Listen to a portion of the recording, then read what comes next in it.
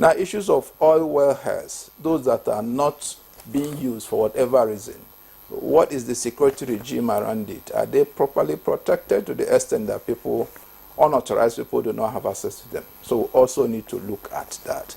Fiscalization.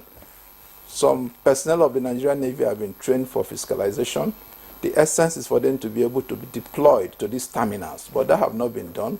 Now they are doing some form of refresher training to enable them to deploy to those terminals. If that is done too, it will improve the entire accountability in the process, and maybe we'll begin to have much more. But talking about accountability and more solutions, do you ever think Nigeria would get there? Like you rightly stated at the beginning, that crude oil theft has been on for a very long time.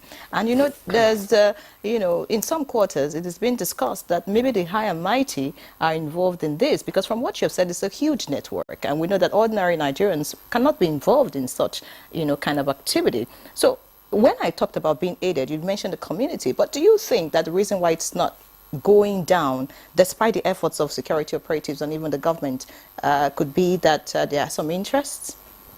Well, I want to believe that the various programs being introduced to address this issue will ultimately positively impact on issues of accountability. I just talked about metering, for instance. It's like you're selling something, you cannot exactly say what quantity am I producing, what quantity am I selling from point A or point B. So when you have metering, it brings much more accountability. When you have this fiscalization that involves maybe the armed forces personnel, it also gives you much more accountability. On our own part, we've been able to introduce a joint monitoring team among all the security agencies that have been deployed in the Niger Delta. The idea is for them to also monitor our own personnel. What are they doing? Are they being professional in whatever they do? We've also deployed a Joint Intelligence Fusion Center, also made up of the entire security agencies, to be able to understand how this criminal network operates, be able to provide actionable intelligence that will allow the troops to move.